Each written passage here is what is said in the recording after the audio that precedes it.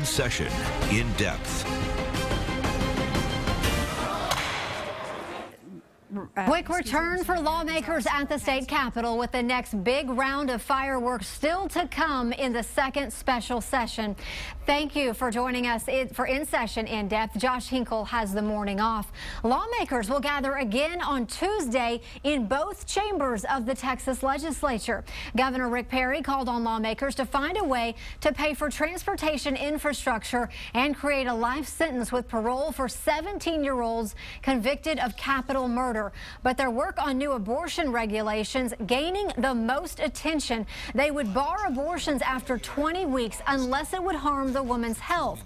Anti-abortion advocates say that's the time when the fetus will feel pain. The regulations would also limit abortion to surgical centers, require abortion providers to be reputable in a nearby hospital, plus put limitations on medicinal abortions. Bill supporters say those regulations are needed to make abortion safer. But opponents say it creates unnecessary regulations and would shut down 37 of Texas's 42 abortion clinics. They suspect there would be no clinics west of the I-35 corridor.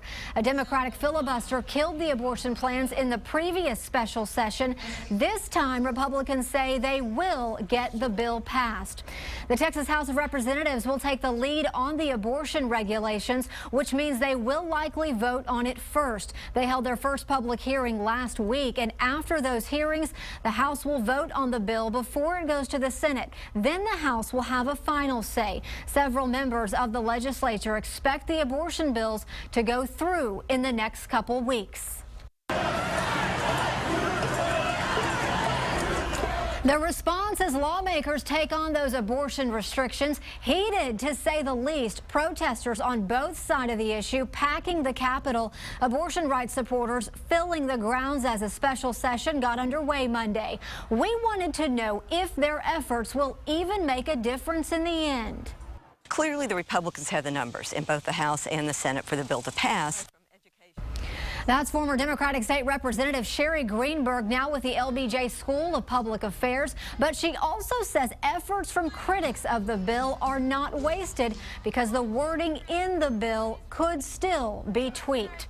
And we are expecting more protests this week as lawmakers really get to work. The House and Senate will reconvene Tuesday. Tomorrow, the Senate Health and Human Services Committee will take on those abortion regulations.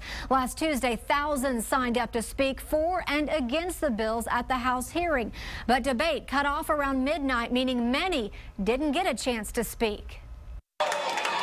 Tuesday afternoon, a sea of orange and blue once again filling the Capitol. Some 2,000 people signing up to speak at the public hearing on the abortion bill. Right around 5 o'clock, public speakers taking the stand. There'll be more women in desperate poverty situations with not enough money for child care, staying in abusive relationships when they can't afford to get out. Of the thousands who showed up to testify, only 90 getting a chance to speak before the midnight deadline. The 3 minutes for testimony is not keeping people quiet. I am pro-life because I believe life begins at the moment of conception.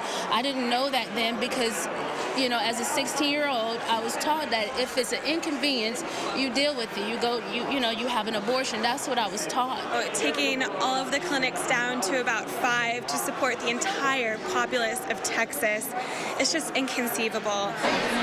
Throughout the day, people continued signing up to testify, and the line stretching far down the Capitol hallway. Later in the night, testimony ended, and the committee approved the bills, voting on party lines. And the full Senate and House are due back at the Capitol Tuesday. So as lawmakers tackle that hot button issue, what will it mean going forward? Coming up, we get some inside analysis from Capitol reporter Scott Braddock.